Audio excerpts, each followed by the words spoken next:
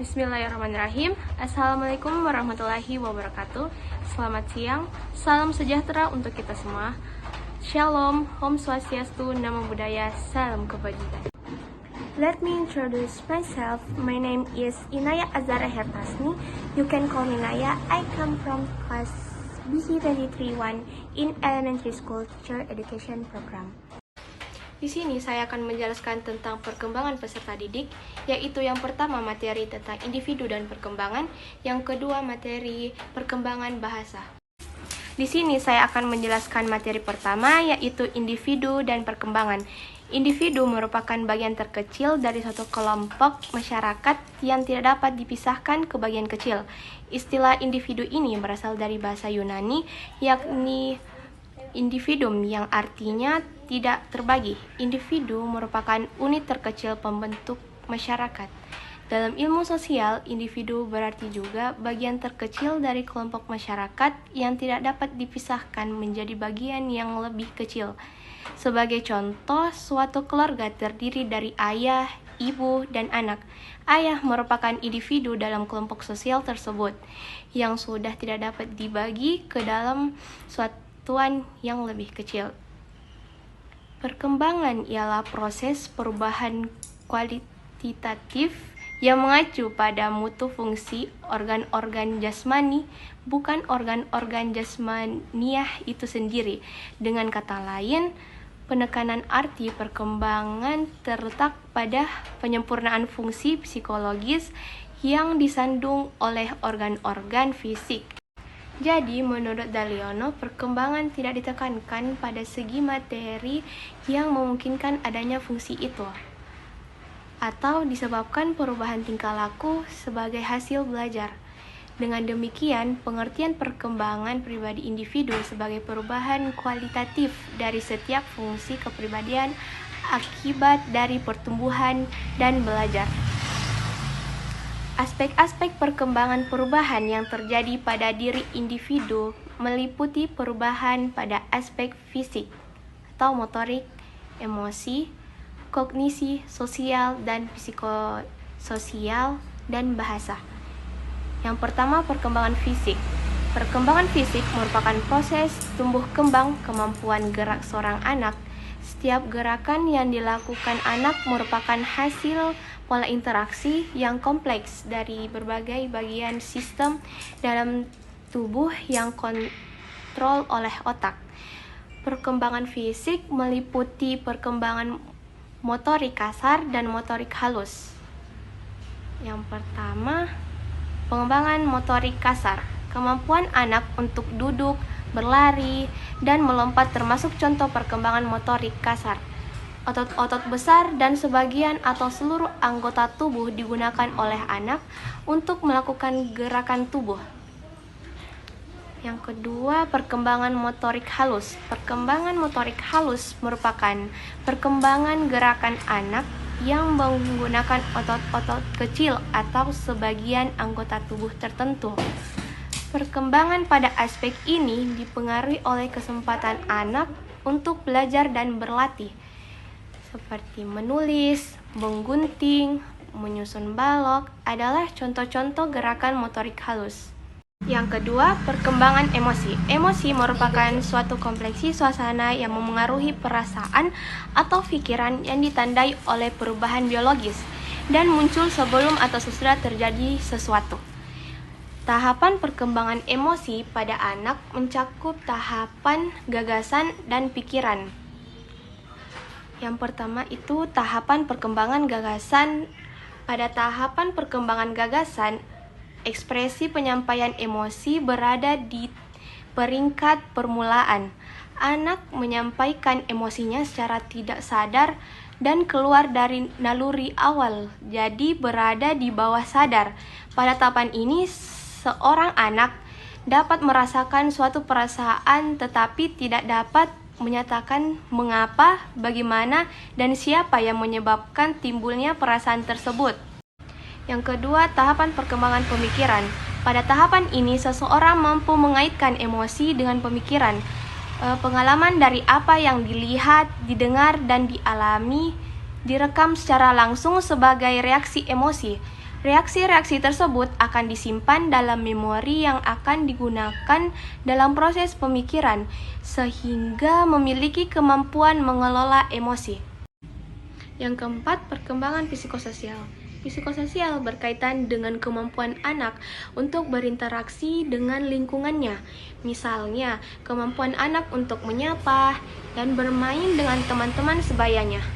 Aktivitas bermain bagi seorang anak memiliki peranan yang cukup penting dan cukup besar dalam mengembangkan kecakapan sosialnya sebelum anak memulai berteman. Sikap yang perlu dikembangkan melalui kegiatan bermain antara lain sikap sosial atau mengalahkan ego mempedulikan orang lain, belajar komunikasi, memahami sifat berteman dan bermain, belajar bekerja sama atau organisasi. Yang keempat, menghargai perbedaan belajar, kompromi untuk mendapatkan harmoni. Yang kelima, perkembangan berbahasa. Kemampuan berbahasa merupakan kemampuan yang membedakan antara manusia dan hewan. Melalui bahasa, manusia dapat mengondivisikan, mencatat, menyimpan, dan mengekspresikan dan mengomunikasikan berbagai informasi, baik dalam bentuk lisan, tulisan, gambar, dan mimik, serta simbol ekspresi lainnya. Perkembangan bahasa dimulai dengan masa meramban, bicara monolog, haus nama-nama, gemar bertanya yang tidak harus selalu dijawab, membuat kalimat sederhana, dan bahasa ekspresif dengan belajar menulis, membaca, dan menggambar permulaan. Kita lanjut ke materi kedua, yaitu perkembangan bahasa. Sesuai dengan fungsinya, bahasa merupakan alat komunikasi yang digunakan oleh seseorang dalam pergaulannya atau berhubungan dengan orang lain. Bahasa merupakan alat pergaulan. Penggunaan bahasa menjadi efektif sejak seseorang individu berkomunikasi dengan orang lain. Pada perkembangan bahasanya dimulai dengan meniru suara atau bunyi tanpa arti dan diikuti dengan ucapan satu suku kata, dua suku kata, menyusun kalimat sederhana, dan seterusnya. Dengan menggunakan bahasa inilah, anak berhubungan sosial dengan tingkat perilaku sosialnya. Perkembangan bahasa terkait dengan perkembangan kognitif yang berarti faktor interaksi yang berpengaruh terhadap perkembangan kemampuan berbahasa. Perkembangan bahasa adalah meningkatnya kemampuan penguasaan alat berkomunikasi, baik dengan secara lisan, tertulis, maupun menggunakan tanda-tanda dan isyarat. Menguasai alat berkomunikasi di sini diartikan sebagai upaya seseorang untuk dapat memahami dan dipahami orang lain. Kay Ellin dan Lynn R. Matos menjelaskan tentang profil perkembangan dan pola pertumbuhan anak termasuk perkembangan berbicara dan berbahasa anak usia 6 hingga 12 tahun. Yang pertama, perkembangan berbicara dan berbahasa anak usia 6 tahun. Seperti berbicara tanpa henti bisa digambarkan seperti pengoceh. Contoh lain, bercakap-cakap seperti orang dewasa dan banyak bertanya. Yang kedua itu perkembangan berbicara dan berbahasa anak usia 7 tahun. Seperti senang bercerita, suka menulis serta pendek, menceritakan dengan khayalan, dan menggunakan susunan kalimat dan berbahasa percakapan seperti orang dewasa. Yang ketiga, perkembangan berbicara dan berbahasa anak usia 8 tahun. Seperti senang menceritakan lelucon dan teka-teki, mengerti dan melakukan instruksi beberapa tahap sampai 5 tahap. Mungkin minta diulang karena tidak mendengar dan seluruhnya. Yang keempat itu perkembangan berbicara dan berbahasa anak usia 9 hingga 10 tahun. Seperti senang berbicara, seringkali tidak berhenti dan tanpa alasan yang jelas. Kadang digunakan sebagai alat untuk mendapatkan perhatian, mengungkapkan perasaan dan emosinya secara efektif melalui kata-kata. Yang kelima itu perkembangan berbicara dan berbahasa anak usia 11 hingga 12 tahun. Seperti menyelesaikan sebagian besar perkembangan bahasa pada akhir fase ini, hanya sedikit perbaikan masih diperlukan selama beberapa tahun mendatang. Senang berbicara dan berargumentasi, sering tidak pernah berhenti dengan siapapun yang mau mendengarkan. Faktor-faktor yang mempengaruhi perkembangan berbahasa anak, yang pertama itu faktor kesehatan. Kondisi kesehatan yang kurang baik membuat anak mengalami kelemahan perkembangan bahasa. Yang kedua itu inteligensi. Tingkatan intelektual mempengaruhi perkembangan berbahasa. Anak dengan keterbelakangan mental yang paling rendah sangat miskin dalam berbahasa. Yang ketiga itu jenis kelamin. Vokalisasi anak perempuan lebih cepat sejak usia 2 tahun.